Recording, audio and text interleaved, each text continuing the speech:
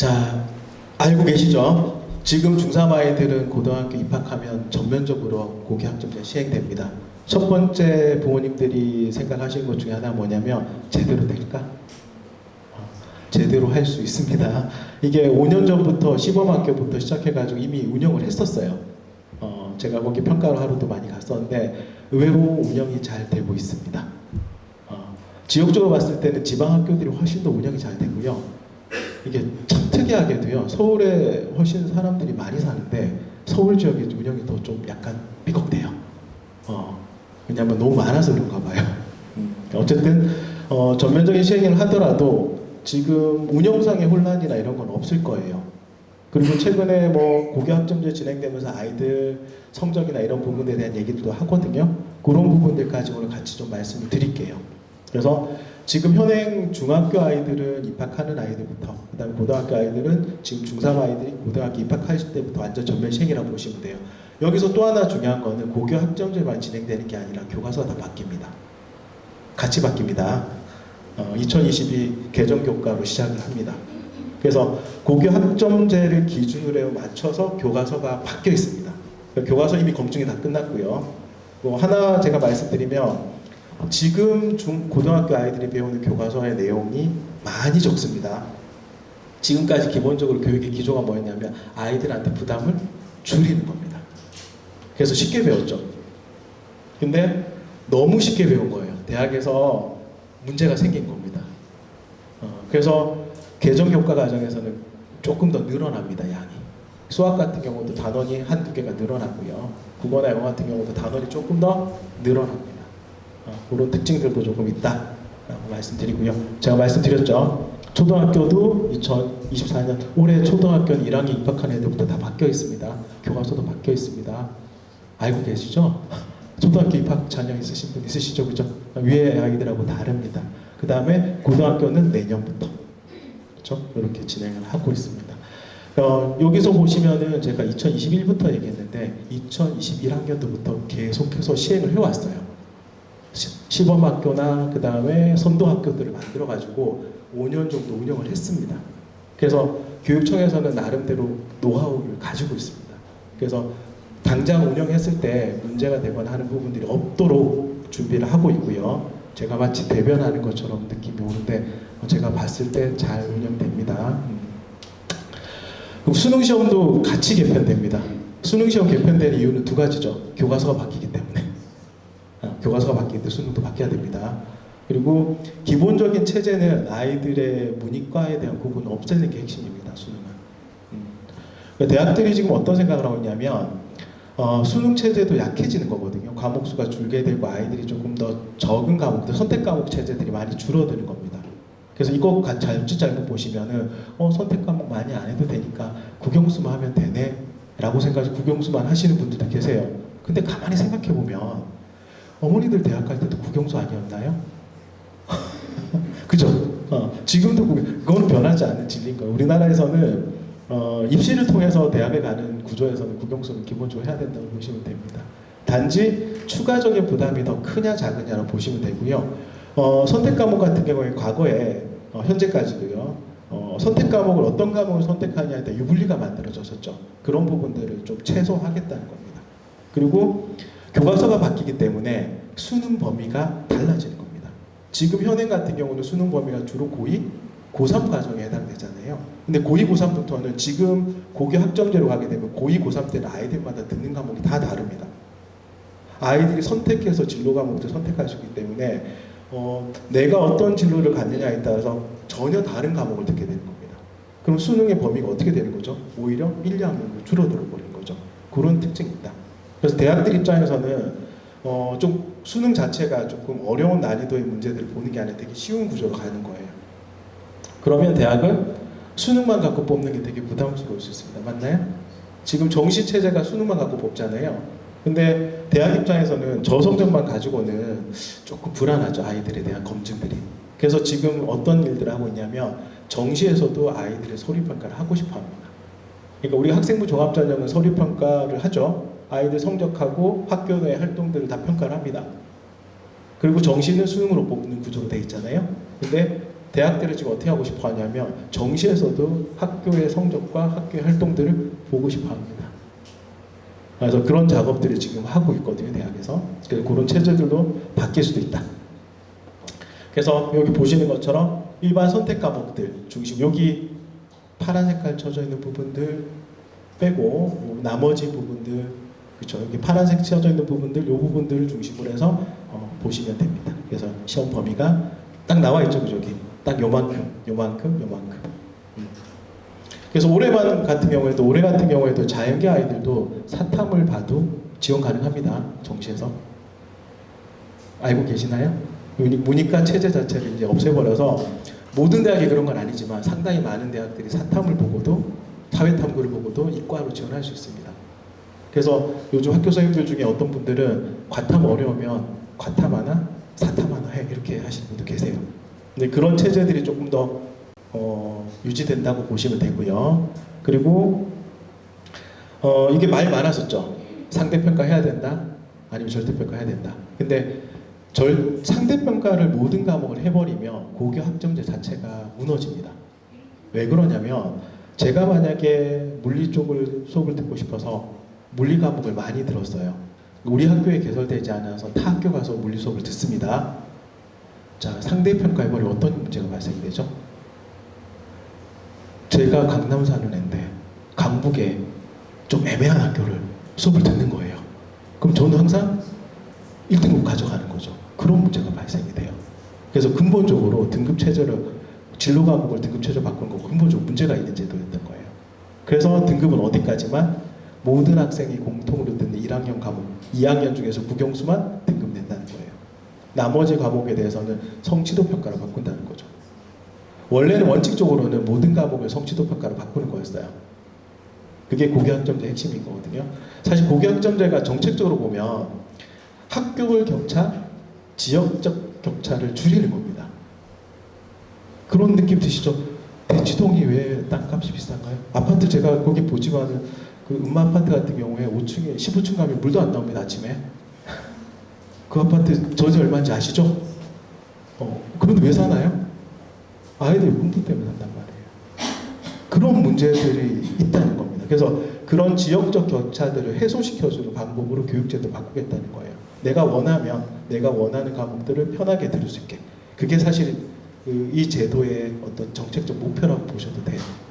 근데 등급으로 바꿔버리면 이게 역전 현상이 발생이 되죠. 그래서 이런 부분들을 조금 안 되겠다. 그래서 기초 과목 외에 나머지는 전부 다 성취도 평가를 하겠다. 지금 현재도 타 학교 가서 수업 들을 수 있습니다. 고등학생들. 우리 학교에 개설되지 않은 과목은 타 학교 가서 수업 들을 수 있습니다. 근데 수업 들으면 학점이 어떻게 나오냐면 패스로 나와요. P로 나와요. 아이들을 평가해주지 않습니다. 근데 고교 학점제가 되면 내가 타 학교 가서 수업을 듣더라도 일정 수준, 만약에 90점이라고 하면 90점 정도의 성취도를 얻으면 그냥 무조건 다 A를 주는 겁니다. 그게 맞는 거죠. 그게 맞는 거죠. 90점, 99점이랑 95점이랑 얼마큼 차이 나는 거죠? 사실 운 좋아서 하나 더 맞은 경우도 있죠. 근데 99점이랑 95점이 한 등급이 차이 나는 학교들이 꽤 있거든요. 이런 문제들을 없애겠다는 거예요. 그게 본래 취지입니다. 그래서 현행은 9등급 체제니까 보통 9등급 체제일 때는 부모님들 고등학교 할 때 뭘 고려하십니까? 학생 수. 그죠? 학생 수가 적으면 비율로 나누면 엄청 적어지죠. 1등급 1명 이렇게 되는 학교들이 있어요. 그래서 이사 자꾸 가시죠. 학생 수 많은 대로. 그런 문제들이 발생이 돼. 그런 것들을 좀 줄이겠다는 거예요. 그래서 등급을 크게 벌립니다. 5등급 체제로. 이 등급이 어떤 문제가 있는지 제가 보여드릴게요. 이게 그 교육학 하시는 분들이 조금 안 좋게 쪼개는 방식인데 등급 체제 만들 때 항상 홀수로 만들지 않나요? 이거 안 신기하셨어요? 짝수로 등급 안 나누죠. 우리나라 사람들 홀수를 좋아해서? 그게 아니고 홀수로 나눠야지만 여기 보시면 여기 제일 많은 인원이죠. 이 인원이 딱 반으로 안 쪼개지는 거예요. 무슨 얘기인지 아시겠어요? 아이들이 만약에 10등급 쪼개면 어떻게 됩니까? 5등급 앞쪽까지는 반, 6등급은 반 넘어가죠. 그 이상한 구조로 만드는 거예요. 그래서 홀수로 쪼개는 겁니다. 그래서 여기에 있는 아이들이 뭐 5등급이다 하면 반보다 조금 위에 있는 아이들, 반보다 조금 아래쪽에 있는 애 이렇게 만드는 거예요. 그래서 홀수로 쪼개는 겁니다. 그리고 또 하나 특징이 여기 정규분포 구조상에서 여기 아래쪽을 일정하게 쪼개는 거거든요. 원래 이렇게 쪼개면 어떤 문제가 발생되냐면 상위권 아이들은 적어지고 여기 아이들은 인원수가 많아져요. 자, 내신에서는 어떤 문제가 발생됩니까? 1등급 받기가 무지하게 어려워지죠. 수능으로 바꿀게요. 수능은 9등급 체제니까 수능으로 가면 2, 3등급 아이들은 너무 많아요. 그럼 정시 원서 쓸 때 미치죠. 내신은 이런 상태로 1등급 받기가 어렵고 수능은 대부분 여기에 해당될 텐데 저기 있는 아이들 원서 조금만 성적 변화 학교가 30개씩 바뀌어요. 또 하나는 대칭입니다. 대칭이에요. 학교에서 꼴찌해도 9등급 없습니다. 1.0등급 안 나오죠. 1.0등급이 없으면 9등급도 없습니다. 그래서 과거 같은 경우는 보통 1등급인 아이들이 거의 없고 1등인 아이들이 보통 2.1 정도 되거든요. 그래서 과거 꼴찌는 보통 7등급이 거의 안 나오고 6.9 이렇게 꼴등입니다. 자, 그러면 또 재밌는 생각이 드네요. 그죠? 우리 아이가 공부를 정말 못해서 하면 인원수 적은 게 더 유리한 겁니다. 맞나요? 그쵸? 우리 아이가 공부를 잘하면 1등급을 많이 받는 학교를 보내는 게 맞는데 우리 아이가 공부를 못하면 저희 둘째, 셋째 녀석들 공부를 못하거든요. 못하면 인원수 적은 학교를 보내서 8등급 받는 것보다는 6등급 받는 게 나을 수도 있는 거죠. 그럴 수도 있는 거예요. 그래서 대칭적인 구조라는 걸 알고 계셔야 돼요. 그래서 학교도 똑같습니다. 우리 학교 아이에 1등급 때 극초반 때가 없으면 뒤쪽에도 없어요. 그런 구조라는 것도 아셔야 됩니다. 그래서 이 체제 자체가 이제는 5등급 체제로 바뀌는 거죠.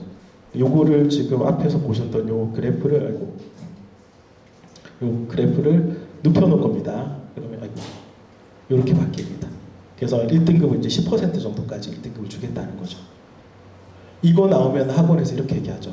야, 10%가 1등급이면 실제 여기 보면 거의 몇 등급까지요? 5등급 체제로 바뀌면 보통 서울에 있는 대학 가려고 하면 3등급 정도 받아야 되거든요. 3등급에 해당되는 아이들 쭉 보니까 2등급 선까지네요. 그죠? 2등급도 넘어가면 안 돼요. 2등급도 안쪽이어야 되는 거예요. 그러면 1등급을 받지 못하면 서울에 있는 대학을 못 가. 그래서 1등급 받으려고 노력해야 돼. 그래서 어떻게 해야 되죠? 학원을 다녀. 가 되는 거예요. 2등급부터는 사람이 아닌 거죠. 그런 체제로 생각을 하시는 거예요. 근데 문제는 등급으로 나오는 과목 자체가 1학년 때 과목, 그 다음 2학년 때 일부 과목인 거예요. 그럼 대학에서 봅시다. 1학년 때 과목을 잘하는 아이가 과연 잘하는 아이일까요? 그럴 수도 있고 아닐 수도 있죠. 경험하시잖아요. 1학년 중학교 때 잘하던 아이가 고1 가서 좀 처음에는 잘했는데 시간 지나면서 뭐 감당할 수 없는 경우가 옵니다. 반대의 경우도 있고요. 그래서 대학 입장에서는 아이가 고등학교 과정 동안 얼마나 성장하고 발전했나를 보고 싶은데 1학년 때 성적만 가지고 평가하지는 않을 거라는 거예요. 근데 학원에서는 이 얘기를 할 수밖에 없어요. 그래야지 등급 경쟁을 시켜야 열심히 다니시죠. 그렇죠? 그래서 그런 구조가 약간 있다. 그래서 물론 그냥 아주 그냥 숫자적으로 얘기하면 진짜 서울 지역에 있는 학교 가려면 거의 1등급 때 2등급 거의 안 받아야 되는 상황이기도 해요. 근데 문제는 대학들이 성적만 가지고 뽑는 전형들이 이제는 시행하지 않을 거예요. 이게 또 문제인 겁니다. 현행 체제에서는 대충 보면 1등급 정도 받아야 서울에 있는 학교로 가는구나 가 되는데 이게 바뀌고 나면 대학들은 성적으로 뽑는 전형을 없앨 거예요. 구분 못하니까. 서울에 있는 대학 가는 거는 되는데 서울대는 어떡할까요? 다 1등급일 텐데 못 뽑는 거예요. 그렇죠? 솔직한 얘기로 말씀드릴까요? 건대 정도만 돼도 거의 다 1등급일 텐데 못 뽑는 거예요. 그럼 건대 지원하는 아이와 서울대 지원하는 아이를 어떻게 구분하죠? 대학들은 그런 문제가 발생돼요. 그래서 단순하게 성적만 가지고 뽑는 전형들을 이제 대학들은 뽑지 않을 겁니다. 현행 체제에서는 그렇지만 대학들도 바뀌는 겁니다. 그래서 여기 보시면은 공통 과목, 지금 현재 체제에서 조금 다른 게 여기 있죠. 아래쪽에 제가 적어놨는데 이게 교과과정이 바뀌면 이렇게 바뀝니다. 선택 과목들이 더 많아져요. 그래서 공통 과목 외에 나머지들은 그냥 성취도만 줄 겁니다. 이게 핵심입니다. 그리고 또 하나는 뭐가 중요하냐면 대학에서는 그런 평가를 어떻게 할 거냐. 여기 제가 현행하고 개선안 있죠. 이미 개선안이 올해부터 시행된 학교가 있어요. 작년부터. 그래서 예전에는 평가 요소가 많았어요. 근데 이걸 줄입니다. 줄이면서 되게 특징적인 거 제가 말씀드릴게요. 진로 역량이라는 말을 갑자기 쓰기 시작하죠. 이 진로 역량이라는 말을 왜 쓰냐면 학생이 본인의 진로에 대한 탐색을 통해서 본인이 원하는 과목들을 추가적으로 얼마나 잘 수강했는가를 보겠다는 거예요. 지금까지는 전공적합성이었죠. 전공적합성이가 뭐죠? 학과를 정한 다음에 학과와 관련된 활동을 해. 그 정도였는데 여기서는 이제 진로 역량으로 바뀌고 아이가 본인의 진로를 개척하기 위해서 어떤 노력들을 했는가를 조금 더 보겠다는 겁니다. 그 중에 하나는 어떤 과목들을 선택했느냐. 그 다음에 그런 과목들을 성취도를 얻기 위해서 얼마만큼의 노력을 했느냐. 그리고 그런 활동에서 학교 활동을 얼마나 적극적으로 했는가를 동시에 보겠다는 겁니다. 그래서 그게 조금 달라지는 부분이다. 그리고 세부적인 항목도 제가 적어놨으니까 이거 자료를 드릴 수 있게 제가 말씀드려 놓을게요. 다운받으셔서 그냥 쓰실 수 있게 만들어 올 테니까 막 안 적으셔도 돼요. 여기 세부적인 내용들이 조금 있으니까 이런 것들을 한번 확인하시면 돼요. 그래서 대학들에서 각각의 항목들을 이렇게 적어 놓지만 평가를 할 때는 이렇게 평가한다는 거예요. 이 평가 기준은 대학들마다 조금씩 다 다릅니다. 그리고 매년 바뀝니다. 그래서 우리가 그냥 단순하게 학업 성취도라고 하는 것들을 그냥 국영수 성적만 보느냐 그렇게 보는 학교도 있고요. 어떤 학교들은 이 학생은 이과 학생이니까 수학 부분을 좀 더 많이 볼 거야. 과학 부분을 더 많이 볼 거야. 이렇게 보는 학교도 있고요. 어떤 학교는 수학 과목에 하고 과학 과목의 비율이 다른 과목에 비해서 더 많이 들었느냐 더 적게 들었느냐도 본다는 거예요. 되게 다양한 방식을 봅니다. 그래서 사정관들 와서 얘기하는 거 보면 그때마다 말이 다르죠. 학교들마다 다른 방식 보기 있기 때문에 그렇습니다. 근데 기본적인 거는 본인이 본인의 진로에 맞게 교과를 선택하고 교과에 대한 성취도를 만드는 건 기본입니다. 뒤에 나머지들도 똑같습니다. 제가 좀 구체적인 사례들 드려놨으니까 설명해도 설명했지만 자료 보시는 게 더 좋고 집에서 찬찬히 읽어보시면 느낌이 금방 오실 겁니다. 마찬가지입니다. 이런 것들도 봅니다. 그래서 제가 아이들 많이 보다 보면은 학교에서도 그런 게 좀 있는데 아이들에 대한 전공이나 적성에 대한 부분들을 너무 강조하다 보면 모든 과목에서 다 전공 관련 교과 활동밖에 없습니다. 근데 대학에서 이런 것도 봅니다. 이런 모든 활동들의 핵심들을 다 참겨보면 뭐가 되냐면요. 되게 쉽습니다. 학생부 종합전형은 학교생활 열심히 하는 애입니다.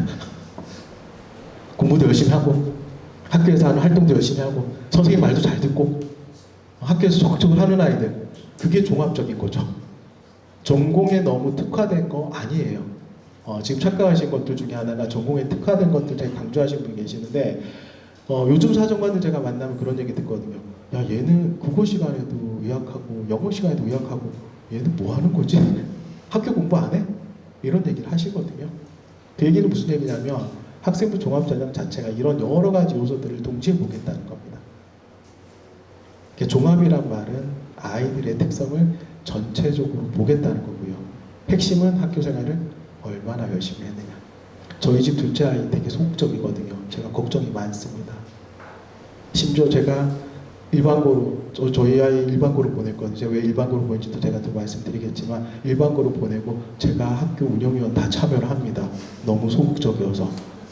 제가 직접 또 관여하겠다는 얘기죠. 학교를 자주 갑니다. 제가 이 바쁜 와중에도 고등학교 자주 갑니다. 제가 평균적으로 보니까 2, 3주에 한 번씩 부르더라고요. 학교에서. 그리고 오시면 교장선생님이 확인하십니다. 누구 아버님이시죠? 그러시더라고요. 저는 담임선생님한테 전화를 보통 먼저 하시잖아요. 부모님이. 저는 반대로 먼저 받은 제가 처음 받아봤습니다. 학교에 활동을 하니까 담임선생님이 먼저 전화 오시더라고요. 물론 그걸 바라고 했지만 저희 아이가 너무 소극적이어서 이 얘기를 다른 말로 하면 학교 생활에 적극적일수록 종합적으로 유리한 겁니다. 그 다음에 고교학점제도 마찬가지입니다. 고교학점제의 근간이 학생부 종합전형이라는 틀을 가지고 있기 때문에 아이가 되게 적극적이어야 됩니다. 그래서 지금 조금 소극적인 아이들이 있죠. 요즘 아이들 다 소극적입니다. 집에 있던 아이. 저희 둘째 녀석이 코로나 세대잖아요. 중학교를 가본 적이 없어요. 근데 졸업을 했죠. 고등학교니까 갑자기 학교를 가는 거예요. 아침에 왜 학교를 가는지 몰라요. 제가 그것 때문에 한 이틀 동안은 설득을 했습니다. 설득이 안 됩니다.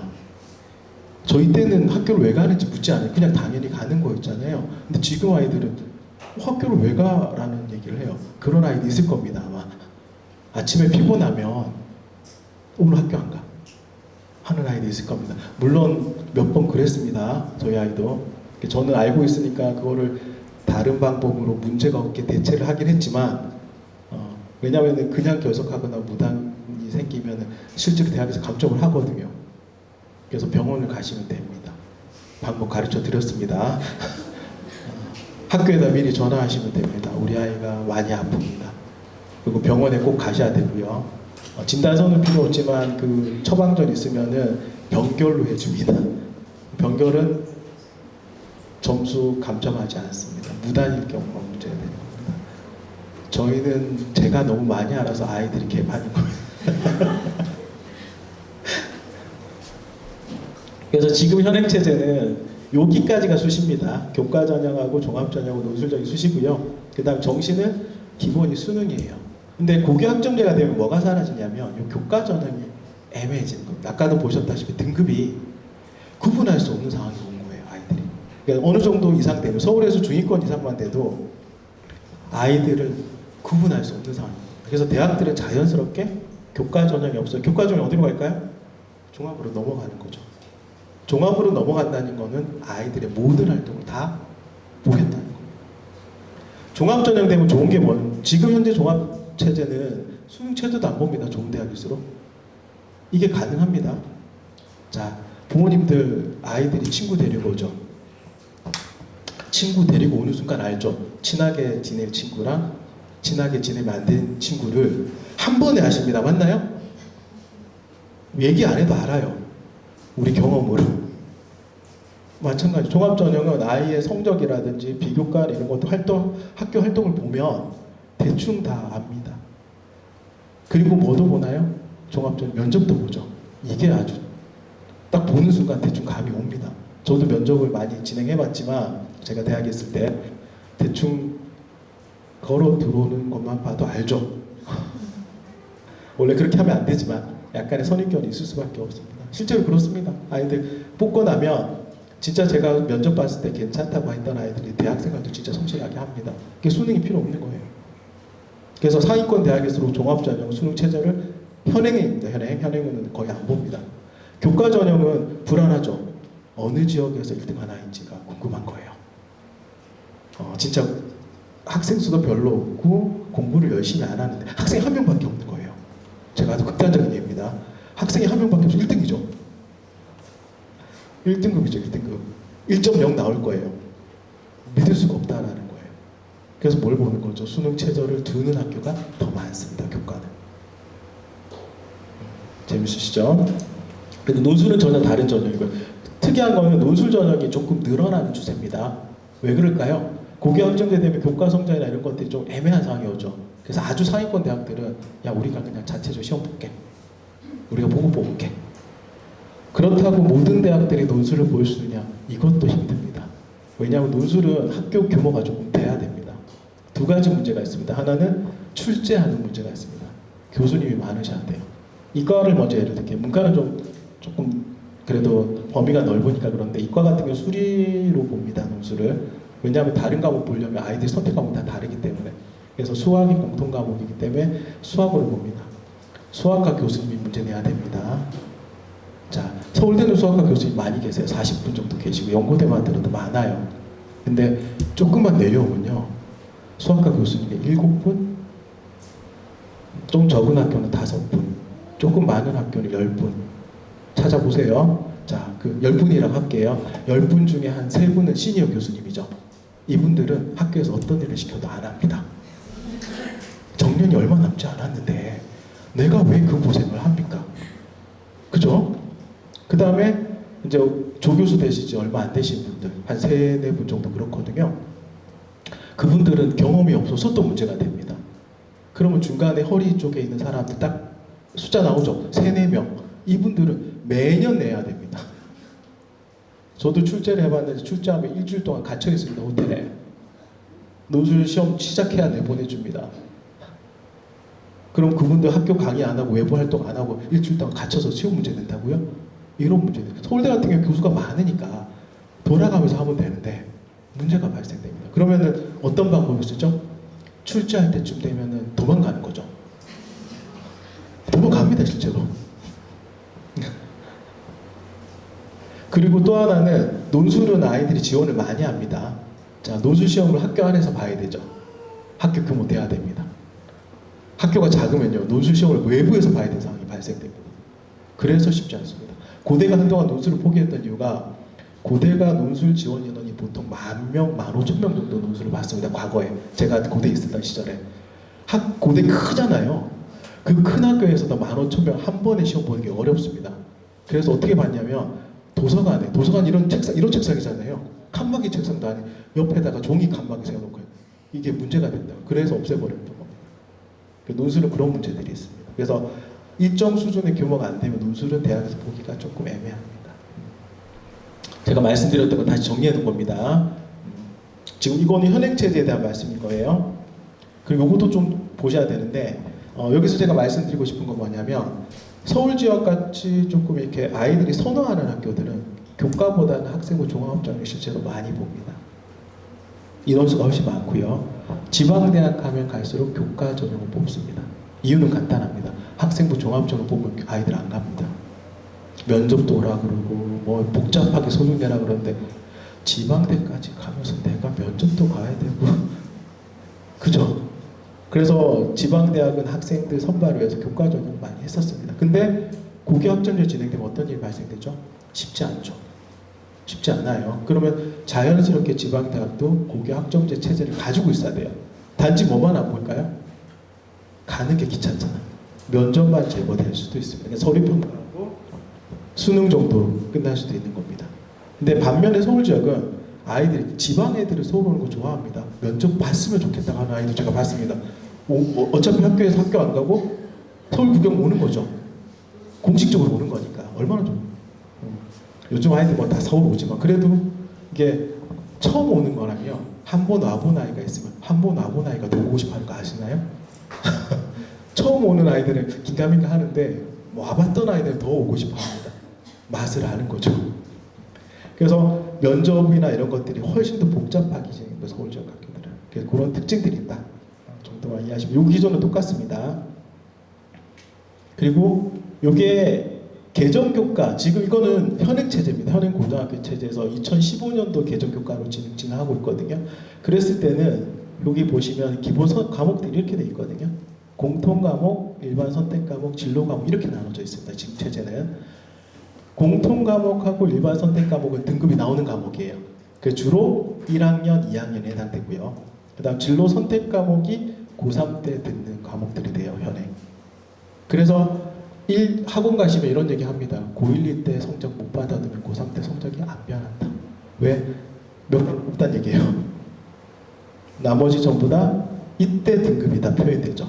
근데 고교 학점제가 되면 여기서 어느 정도까지 바뀌냐면 1학년 때 과목, 2학년 때 일부 과목, 국영수 빼놓고 나머지가 다 등급이 없어지는 겁니다. 그게 조금 다른 부분이죠. 그래서 예전에는 이렇게 등급으로 표시됐던 게 개선되고 나면 이렇게만 나옵니다. 실제로는 ABC가 아니라 A, B, C, D, E죠. 자, 잘 보세요. A, B, C, D, E 뭐죠? 수, 우, 미, 양, 가 똑같죠? 왜 5등급을 할까요? 수, 우, 미, 양, 가 이게 맨날 똑같습니다. 뭐 새로 만든다고 하는데 맨날 똑같은 거예요. 그 체제입니다. A, B, C, D로 바뀐 거죠. 그래서 그런 체제로 돼 있다. 이게 5등급 체제가 안 좋다고 생각하시는데 부모님들은 저도 마찬가지지만 학교 다닐 때 수음이한가로 성적 매겼던 세대 아닌가요? 그게 더 일반적이었던 거예요. 그래서 지금 등급제로 바뀐다는 게 끼케야 수음이한가 정도다. 단지 다른 거는 예전에는 이게 비율이 비슷하게 돼 있었는데 지금은 이상한 통계를 써서, 이상한 통계는 아니고 통계를 너무 많이 배워서 쓸데없이 쓰는 겁니다. 비율이 서로 다르게 되어 있더라. 그래서 앞에 있는 아이들이 조금 인원수가 좀 적게 되어 있는 게 이게 조금 아쉬운 부분이죠. 그래서 결과적으로는 항상 내신 경쟁에서 1등급의 숫자가 적기 때문에 경쟁이 심해지는 겁니다. 제가 예전에 한번 자문했을 때, 야, 이거를 비율로 이렇게 만들죠. 이거를 똑같은 비율로 만드는 게 좋지 않냐? 라고 저는 답변을 드렸거든요. 들었더니 묵살됐습니다. 사실 그게 더 좋은 거죠. 왜 이 비율을 달리해서 여기 1, 2등급 경쟁을 심하게 만드느냐. 딱 정확하게 5등급 다 25%, 25% 하면 안 되나요? 그렇죠. 20%가 맞습니다.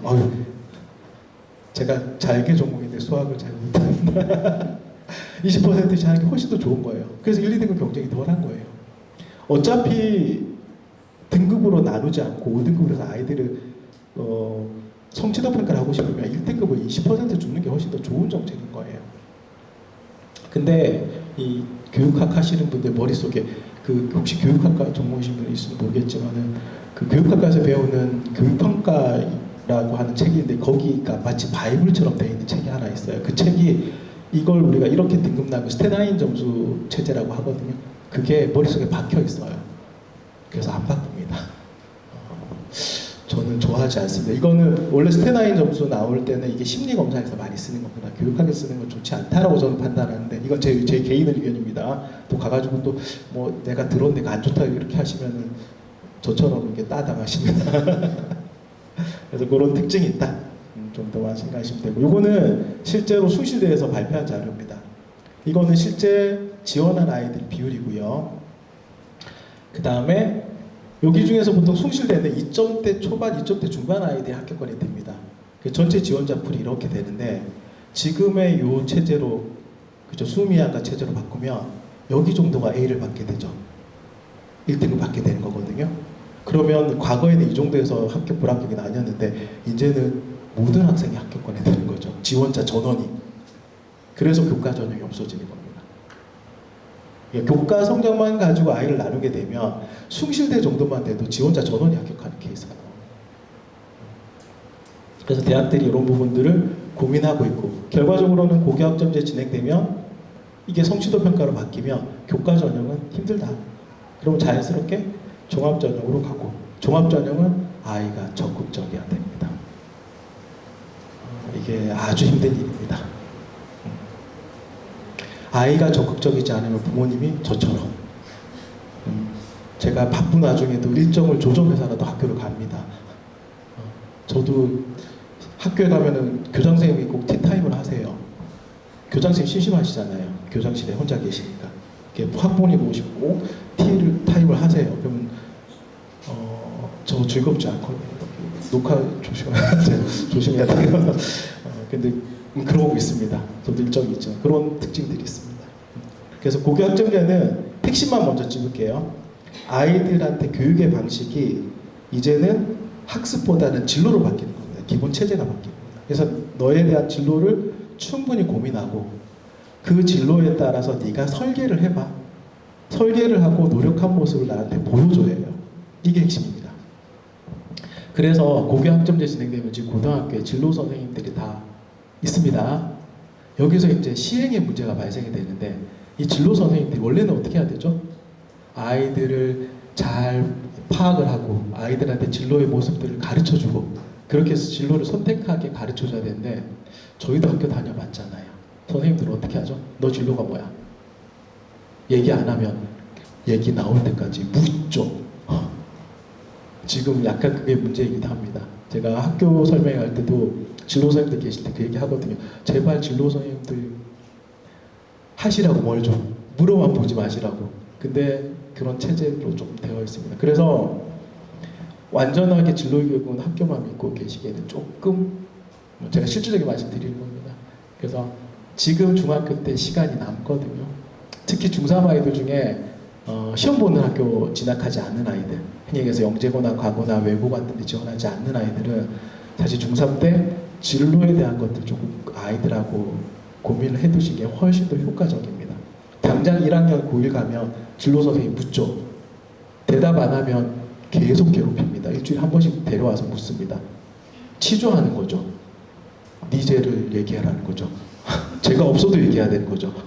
그런 상황이 발생되는 겁니다. 그래서 기본적인 체제가 진로 중심으로 하기 때문에 집에서도 어느 정도의 진로 교육도 좀 하셔야 된다. 그래서 중학교 때부터 조금씩 보셔야 됩니다. 고등학교 가면 1학년 지나고 2학년 때부터는 본인의 진로에 따라서 교과목을 아예 선택을 해야 되기 때문에 만약에 선택을 잘못했다가 고3 돼서 다시 돌리면 생각보다 많은 수업을 들어야 되는 경우가 발생되는 겁니다. 그런 문제들이 있기 때문에. 그리고 성취 수준이 일정 수준 이상 되면 똑같아. 이런 겁니다. 100점과 99점을 나누고 싶지 않은 거예요. 그리고 누적 학점, 이게 되게 재밌는 겁니다. 졸업 기준을 그냥 우리 대학 졸업하듯이 학점만 따면 되는 거예요. 여기에 이제 제도적 모순이 좀 있는데 제가 이거 지적했다가 쫓겨났죠. 제가 자꾸 뭐 공적인 활동도 저도 좀 하는데 저는 계속 가면 이런 지적질하는 게 제 성향이. 그래서 자 보세요. 학과목이 개설되고 아이가 선택해서 수학책에서 듣죠. 듣고 나면 학생들 평가한 다음에 일정 수준 이하가 되면 미수로 됩니다. 그럼 이거 걱정하시죠? 우리 아이가 한 학기를 수업 들었는데 미수가 되면 학점 인정을 못 받아요. 그래서 고등학교에서 뭘 가지고 있냐면 미수한 아이들을 보충 수업을 통해서 학점을 이수할 수 있도록 만들어 놓습니다. 한국에서요. 계절학기 아닙니다. 계절학기 정도까지는 아니고 아주 짧아요. 대학으로 치면 그렇고요. 네, 대학으로 치면 계절학기죠. 그래서 미수했을 때는 이수할 수 있도록 보충 수업을 많이 합니다. 그래서 보충 강의를 듣든지 아니면 수영을 보든지 여러 가지 방식으로 합니다. 그래서 한국 같은 경우는요. 학년의 구분이 명확하죠. 이수를 하지 못해서 한 학년을 꿇게 되면 아이가 학교에 적응 못합니다. 한국에서 이게 용납 안 되는 제도입니다. 그래서 미수 제도가 되게 강력합니다. 웬만한 미수를 할 수 있도록 해준다는 거죠. 자, 역으로 생각해 볼게요. 제가 등급을 잘 못 받았어요. 억지로 해서 이수할 필요 없죠. 그냥 미수로 최대 넘기는 게 더 낫죠. 제가 지금 무슨 말 하는지 아시겠나요? 조금 부모님들이 제도적 허점을 아시면 아까도 말씀드린 것처럼 1등급 체제 안에 들어가야 된다고 하면 우리가 아이가 조금 애매하게 2등급 받은 거예요. 그럴 바에는 뭐 하는 거죠? 미수로 끝내버리는 거죠. 그 다음 학기 듣는 게 더 낫지 않나요? 이 얘기했다가 제가 쫓겨났습니다. 어차피 재수해도 한 학기 끊는데. 네. 제가 저희 와이프하고 저희 둘째 녀석이 지금 고1이니까 고1이 제일 애매하죠. 지금 체제의 마지막 세대고요. 재수하면은 체제도 바뀌고요. 교과목도 바뀌어요. 공부를 다시 해야 됩니다. 재수하면 어차피 공부 다시 해야 되는데 그럼 1년 끊는 게 낫지 않나요? 저 심각하게 고민하고 있습니다. 중간고사 보고 난 다음에 제가 판단을 했거든요. 저 우리 아이 이런 얘기 하는 거 되게 싫어하는데 제가 그냥 밝힐게요. 수학시험을 봤는데 수학시험을 30점을 받았습니다. 물론 시험이 좀 어려웠대요. 그래서 아이들 평균이 30점이래요. 근데 저는 아이들 문제 다 풀어보거든요. 제가 풀어봤거든요. 30점 나올 문제가 아니에요. 제가 볼 때 평균 80점 이상 나와야 되는 시험이고 정상적으로 풀면 90점 정도 받아야 되는 시험이에요. 근데 아이들이 공부를 아예 안 한 거죠. 그런 겁니다. 그래서 저희 아이는 평균 정도 되니까 괜찮다고 생각하고 있더라고요. 아이들 다 그렇죠? 아이들은 다 똑같습니다. 나는 평균보다 조금 나아 그러면 엄청 기뻐하고요. 평균 정도 돼 그러면 안심하고요. 평균에 못 미치면 이제 이상하게 따집니다. 평균에 못 미치는 거는 이걸 세밀하게 따져요.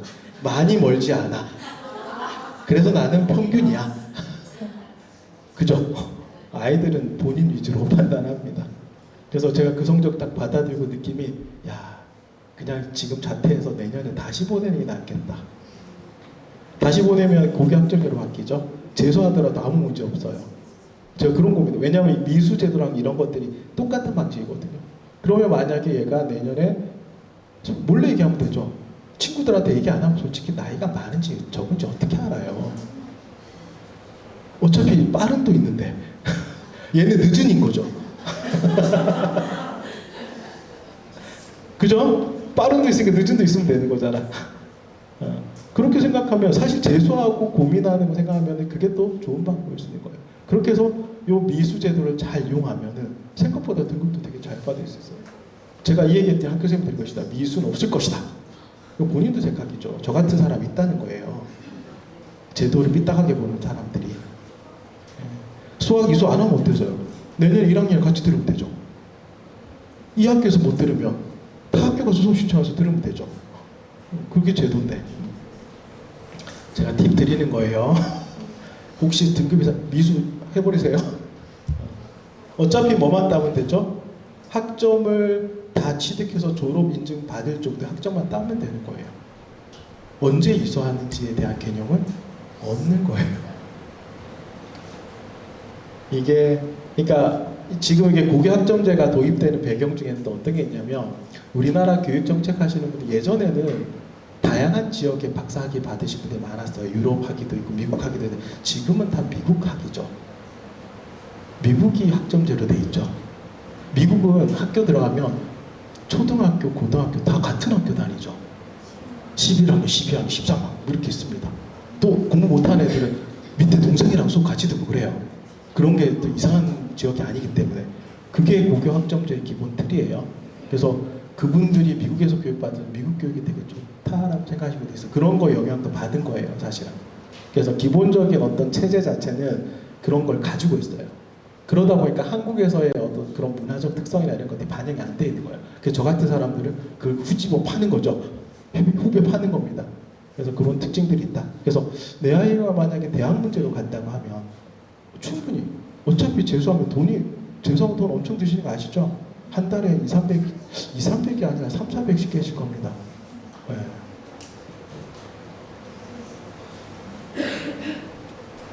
이거는 현재 교육입니다. 현재 교육은 대학에 뭐 어쩌고저쩌고 해서 어떻게 바꾸겠다? 아이들한테 학습 동기를 부여하겠다. 좋은 말이죠. 말은 좋아요. 안 되니까 문제인 거죠. 자기주도적 학습자로 바꾸겠다. 제도는 그렇습니다. 제도는 좋은 말이에요. 그러니까 교사의 자율성을 강화하겠다. 교육의 책임을 높이겠다. 교사는 책임 안 지려고 그러죠. 그 다음 민주적 학교를 만들겠다. 민주적 학교 좋던가요? 제가 요즘 학교 운영위원회 가면 휴대폰 때문에 말이 많아요. 휴대폰 사용 금지하려면 아이들하고 협의를 해야 됩니다. 학교에서 그냥 휴대폰 사용 금지가 안 됩니다, 요즘은요. 민주적이죠? 이것도 한번 잘 생각해 보셔야 됩니다. 어쨌든 교육의 목표는 고교 학점제가 기본적으로 이런 체제를 가지고 있고요.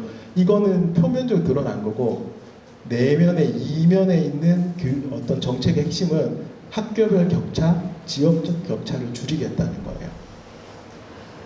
부동산 가격을 평준화시키겠다는 겁니다. 대치동 살기 좋은가요? 제가 대치동에 지금 한 28년째 있는데 대치동 살기 안 좋습니다. 변변한 쇼핑센터도 없습니다. 그리고 도로 엉망진창입니다. 대치라는 단어 혹시 아세요? 치자가 언덕 치자예요. 큰 언덕이 있어요. 예전에 제가 한 20년 전에는 거기 맨날 비 오면 물 차고 그랬었어요. 상습 침수지구예요, 거기가.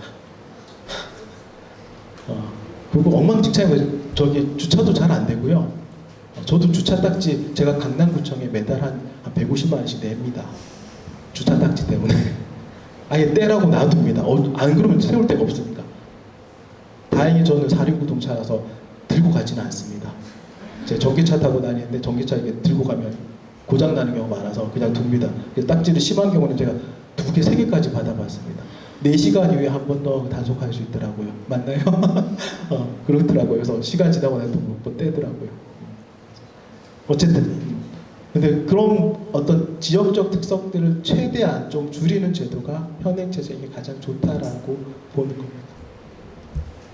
그래서 이렇게 하겠다. 이거는 제가 교육부에서 얘기하는 그대로 말씀드린 겁니다. 학점제를 운영하고 선택교육과정을 확대하고 이거를 안착시켜가지고 직업계교, 일반계교 특성하고 그 체제도 좀 부드럽게 바꿀 거고요. 체제를 많이 차이 없게 만들 거고 지역별 차이도 줄일 겁니다. 그리고 학교 밖에 있는 학습 경험도 인정할 겁니다. 학교 안에서. 이 얘기가 무슨 얘기냐면 꼭 모든 수업을 학교 내에 있는 수업을 들어야 하는 게 아니라는 거예요. 제가 지방 같은 데 가면 대학하고 고등학교 연계해서 대학 수업처럼 진행을 해요. 근데 그 수업이 학점으로 인정됩니다. 지방에는요, 대학들도 힘들거든요. 그래서 연계를 많이 합니다. 그래서 아이들이 미리 꼬시는 거죠. 야, 우리는 이런 거 해. 서울 가봐야 별거 없어. 이런 거죠. 근데 서울 지역 학교들은 제가 보니까 대학들이 조금 적극적이지 않습니다. 그래서 제가 봤던 지역 중에 뭐 전북 지역 하면 느낌 딱 오시죠? 인구 유출이 많은 지역들. 이런 학교들은 이런 시스템들이 되게 잘 갖춰져 있습니다. 그리고 학교장이 원하거나 또는 학교에 있는 어떤 그 뭐랄까 결정 체제들이 원하면 추가적인 수업을 추가로 할 수도 있습니다. 그러니까 기존에 정해진 수업 외에 추가적으로 어떤 수업들을 추가할 수도 있습니다. 제가 심사로 왔던 것 중에 하나가 대구 같은 경우는 그 기존에 있던 수업에 다른 수업들이 몇 개 추가된 게 있습니다. 그런 것들은 아이들한테 또 추가적으로 좋은 도움을 줄 수도 있는 거죠.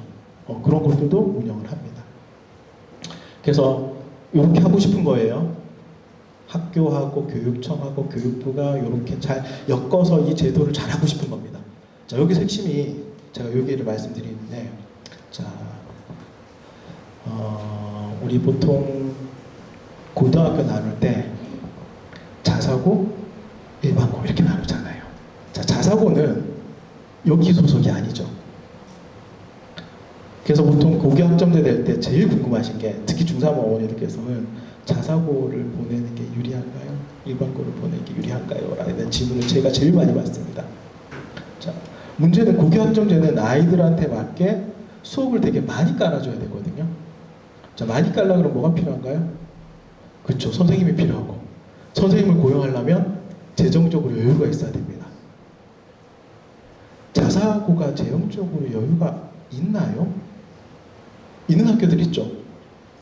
조목 단위 자사고 중 유명한 학교들, 재단 빡빡한 학교들, H 뭐 고등학교, H 나 고등학교 이런 학교 있죠, 그죠?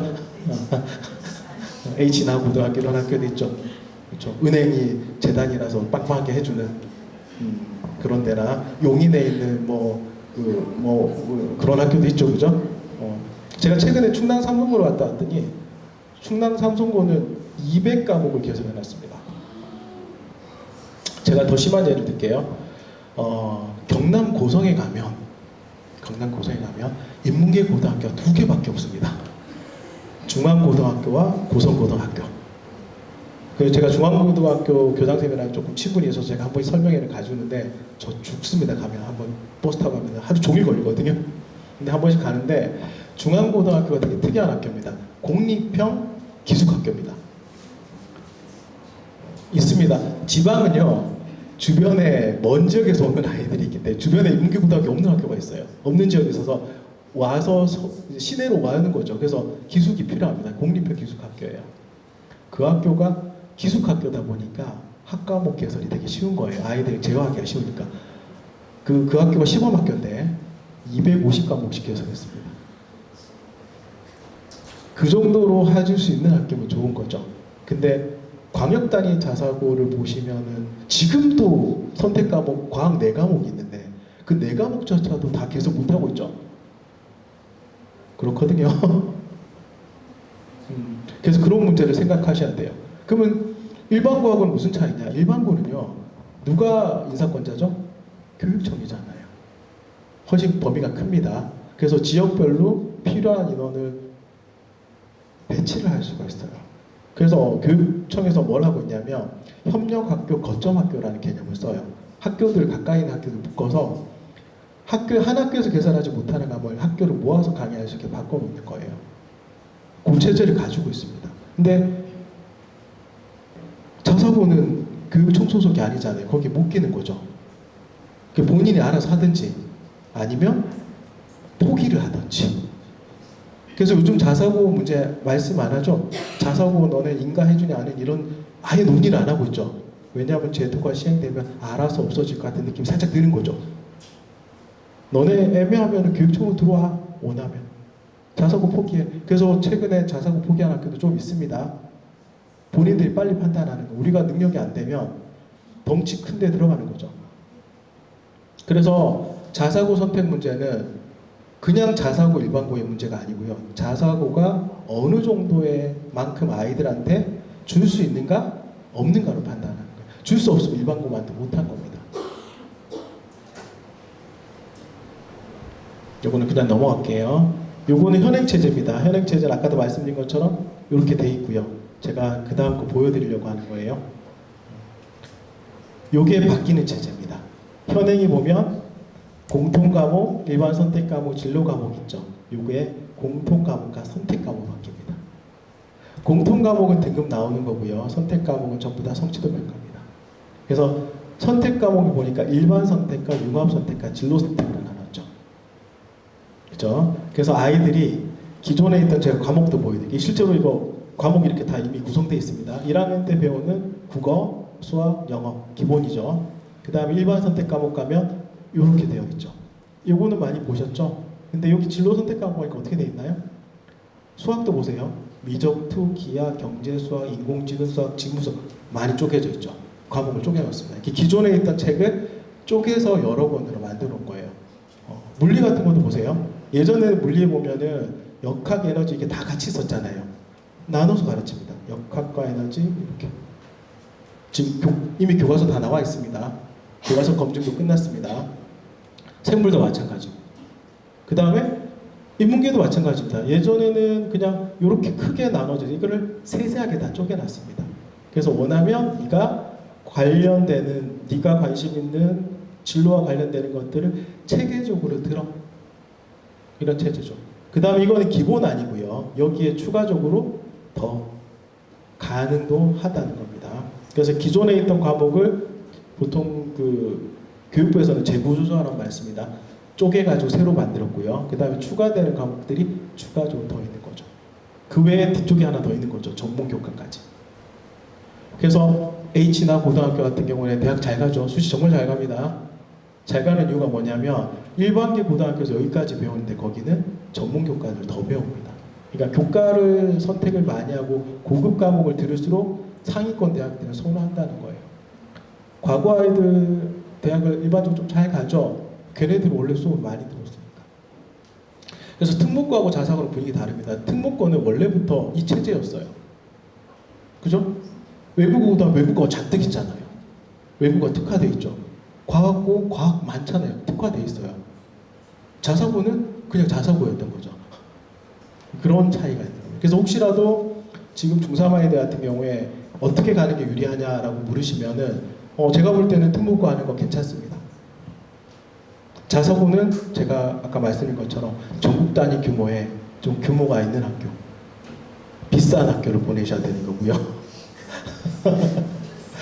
싼 게 비지떡이죠. 괜히 어설프게 색깔만 나타내려고 자사고 가는 순간 이 체제에서 좋지 않을 수도 있다.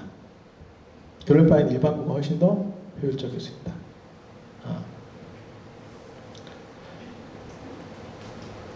이것도 나중에 대학 재부자에 대한 얘기고요. 그리고 학점도 좀 줍니다. 이수학점은 좀 줄어요. 과목 수가 조금 주는 거 효과는 있는데 내용은 늘리고 과목 수를 좀 줄인 거예요. 아이들 부담은 똑같아요. 그래서 여기 보시는 것처럼 이런 방식으로 여기 설명도 제가 써놨죠. 이거 다 찾으시려면 제가 이거 참고한 책이 7권이거든요. 7권 다 읽기 힘드시죠. 제가 중요한 것만 뽑아놨어요. 이거 딱 받으셔서 이것만 보시면 됩니다. 제가 그렇게 드린 거니까. 여기 보시면 이제 해놨죠. 교육과정도 같이 일어난다고 했습니다. 아까 제가 보여드린 과목들. 여기 줄거져 있으면서 이렇게 연하게 되어 있는 회색깔 있죠. 이게 기존에 있던 과목이에요. 제가 일부러 비교하는 걸 찾아서 만들어 놓은 겁니다. 그래서 이 기존에 있던 이런 과목들이 없어지고 이렇게 바뀌고요. 여기도 몇 과목 없어지고 이렇게 바뀌는 겁니다. 이걸 우리가 앞에서 얘기했던 재구조화하는 작업입니다. 그리고 보세요. 국영수의 단위수가 줄어요. 이 얘기는 무슨 얘기죠? 기존보다 한 과목 덜 듣는다는 얘기예요.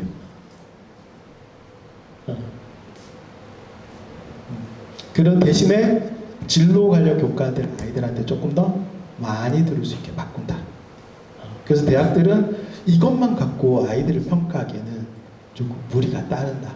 그래서 다양한 과목들에 대한 어떤 평가들, 그 다음 어떤 과목을 선택했느냐의 문제들도 나오는 겁니다. 그래서 최근에 경희대랑 건대 이런 데 연구한 거 보면은 학과별로 어떤 과목을 선택하기 유리하나 이런 것들 막 하잖아요. 그런 연구들을 해요. 왜냐하면 이것 때문에 대학은 미리 연구해 놔야 되거든요.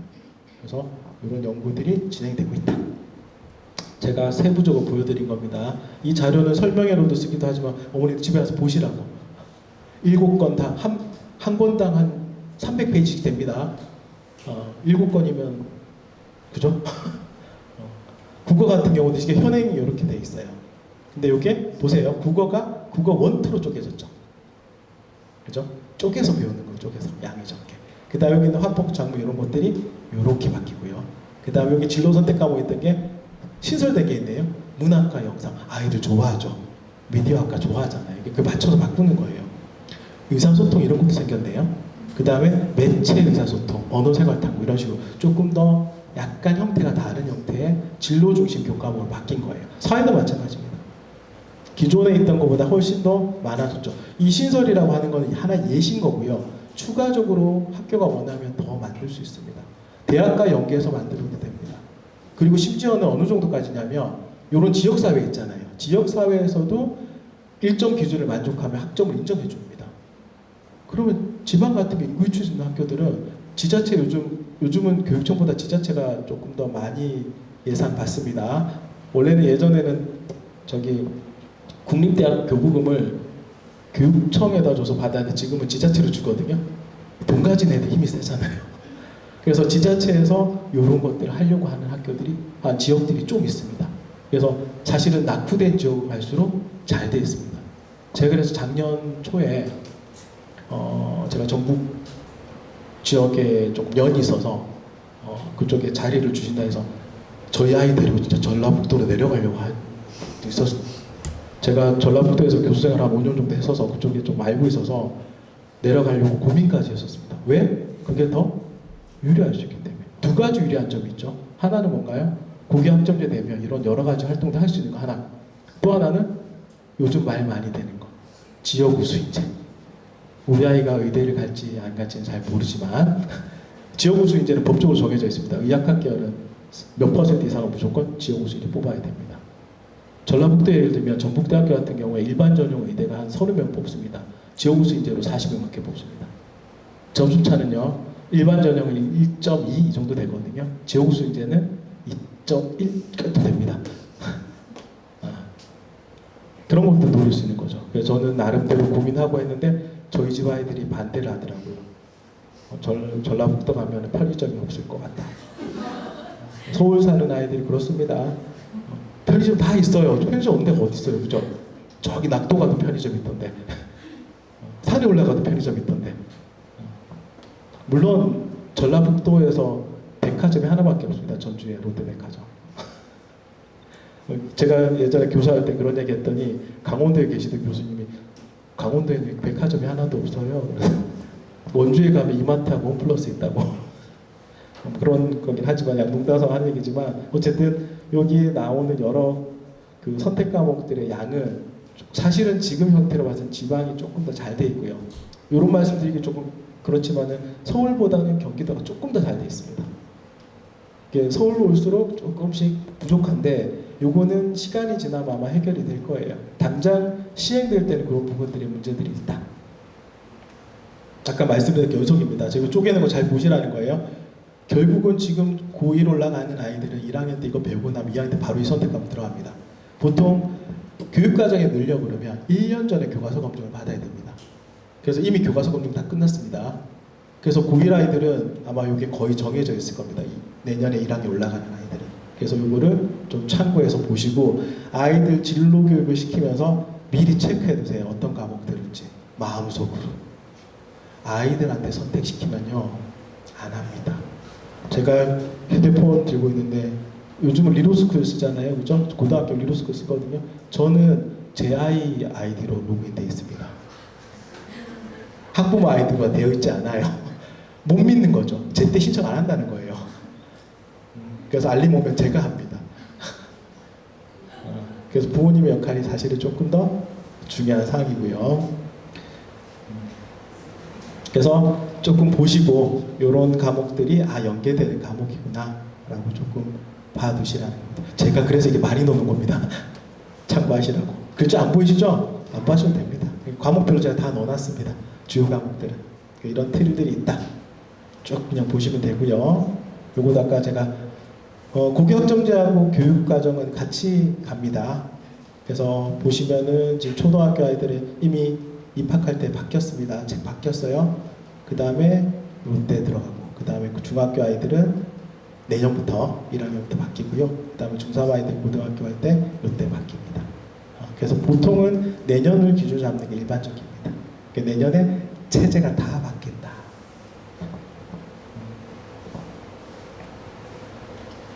그리고 운영체제는 제가 교육청에서 왜 제가 그 자사고 약간 애매한 자사고보다 일반고가 좋다고 얘기하는 이유가 이런 이유죠. 지금 고교학점제 진행되면 학교에서도 하는 것도 인정하고요. 타 학교에서 하는 것도 인정하고요. 온라인 수업도 가능합니다. 이 온라인 수업은 교육청에서 하는 것도 되고요. 타 학교에서 온라인 수업하는 것도 인정이 됩니다. 그리고 아까 제가 말씀드린 지역사회 학교라든지 또는 이런 지자체들이 하는 사업들도 같이 다 학교에서 인정해 줍니다. 그래서 제가 말씀드린 것처럼 만약에 한 지역의 특정 과목을 듣는 아이들이 적다 또는 선생님이 부족하다라고 하면 묶어줍니다. 이렇게. 그래서 나머지 학교 아이들이 여기 와서 수업 들을 수 있도록. 그럼 이제 고민하시죠. 아이들이 학교를 이동한다고? 될까? 됩니다. 기초 과목들은 오전에 끝납니다. 오전에 끝내고 오후에 가면 됩니다. 그리고 이 거점 학교도 이렇게 멀지 않게 되어 있습니다. 지방은 먼 학교 있습니다. 아주 멀리 있는 학교는 여기서 뭐 하냐면 거점 학교에서 온라인 수업을 진행합니다. 그리고 이미 온라인 교실이 만들어져 있습니다. 그래서 아무 문제 없습니다. 그리고 협력 학교도 이렇게 만들어져요. 야, 너네 학교는 과학 선생님 하니까 과학은 너네한테 좀 밀어주고, 야, 너네 학교 예체 선생님한테 예체는 좀 밀어주고. 그래서 얘네들끼리 뭘 짜냐면 시간표를 맞춰서 짜는 겁니다. 그래서 아무 문제 없습니다. 그래서 그 교육청에서는 기존에 있는 일반 고등학교를 이런 형태로 오프라인으로 공통과정 묶기도 하고 온라인으로도 공통과정 묶을 수 있는 겁니다. 그래서 아이들이 정말 다양하게 수업 들을 수 있도록 그렇게 만드는 게 이 제도의 취지고요. 이걸 잘 이용해야지 대학 가는데 유리하죠. 사실 입시의 핵심은 대학이죠. 그죠? 초등학교, 중학교 때 공부 잘해봤자죠. 좋은 대학 가는 걸로 끝나는 겁니다. 저는 한글을 되게 늦게 뗐는데 제가 한글을 늦게 뗐다 생각을 아무도 안 하거든요. 그래도 뭐 좋은 학교는 아니지만 그래도 스카이니까 아무도 그렇게 생각하지 않아요. 제가 조심해야 되는데 말을. 그래서 보시면은 요렇게 묶습니다. 지역대학하고 묶어서 만들기도 하고요. 여기 보시면 여기 공통과정이 했는데 누구만 뚝 떨어져 있죠? 이거 제가 만든 자료가 아니고 교육청에서 만든 자료예요. 자사고는 뚝 떨어져 있죠. 특성화고는 떨어져 있습니다. 얘네들은 어차피 본인들 알아서 할 거고 자사고도 알아서 해. 그 다음에 지자체랑도 연결해서 합니다. 그래서 지자체에서 요즘 만들고 있는 게 진로진학센터 만들고 뭐 강의로 만들고 자꾸 만드는 게 그런 이유입니다. 제가 말씀드렸던 건 좀 자세하게 써져 있고요. 그래서 이런 형태가 되고, 그래서 요거를 이런 체제를 만들어 할 때 핵심은 어디가 돼야 될까요? 교육청이 돼야 되겠죠. 그래서 교육청에서 고교학점제 지원센터가 실제로 있습니다. 운영되고 있는데 한 번도 안 들어가 보셨죠? 어머니들께서 고교학점제 관심 있고 강의하려고 저한테 요구하시고 하는데 한 번도 들어가 보신 적이 없어요. 네이버에 고교학점제 한번 쳐본 적 있으신가요? 애들이랑 부모님이랑 똑같아요. 그래서 제가 오늘 말씀드리는 거예요. 요런 게 지금 체제화되어 있고요. 요게 지역 고등학교, 온라인 학교, 지역 학습 지역, 지역 대학들을 다 어디서 해결하고자 한다? 교육청에서 동일하게. 그러니까 수강시청을 이걸 통해서 가는 거예요. 그러니까 핵심이 허브가 되는 게 교육청이 되는 거예요. 그래서 아이들이 만약에 다른 교과를 듣고 싶다 그러면 수강청 어디서 하는 겁니까? 교육청을 통해서. 이미 있습니다. 그 서울 지역 같은 경우도 찾으시면은 수강청 사이트가 이미 있어요. 그래서 한번 들어가 보시고, 요게 최근에 나왔던 이거 2019년 기준인데 실제로 이렇게 묶어놨습니다. 계획이 많이 돼 있죠. 이미 계획이 있는 거예요. 그래서 보시면 요 지역별로 이렇게 묶어놓은 데 있죠. 요런 특징들. 심지어는 여기만 되는 게 아니라 온라인으로 하면 여기서도 되는 거예요. 같은 분야에서도. 그렇죠. 이 자료 들어가면 있습니다. 고교학점제 사이트 들어가시면 이 자료 있습니다. 그래서 여기도 표현해놨죠. 영합형 학교, 거점형 학교, 온라인 학교 다 묶을 수 있게. 그래서 이런 작업들이 이미 되어 있고 아이들이 내가 어떤 과목을 듣는지 되게 혼란스럽지 않게 원하는 과목이 없지 않게 만드는 게 핵심인 겁니다. 그래서 다시 한번 말씀드리지만 애매한 자사고는 여기에서 빠지는 거죠. 그래서 첫 해는 저는 무조건 불리하다고 봅니다. 어느 정도 규모가 되는 자사고 아닌 이상 첫 해는 아주 불리할 겁니다. 선생님도 안 뽑고 있어요. 제가 이쪽에 광역단위 자사고도 한 번씩 보는데 당장 내년이잖아요. 그럼 선생님 임용 지금 해야 되는 거 아닌가요? 내년에 뽑을 건가요? 그쵸, 이상하죠. 그래서 제가 그래서 더 의심스러운 겁니다. 그래서 이런 것들이 조금 있다. 여기 가시면 됩니다. 서울 지역은 이렇게 되어 있습니다.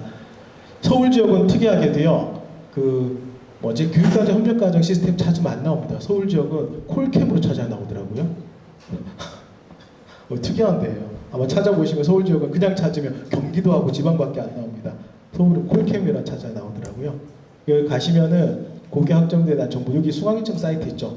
여기 가시면 과목들 할 수 있어요. 그래서 어머니들 아이들 동아리나 이런 거 아시죠?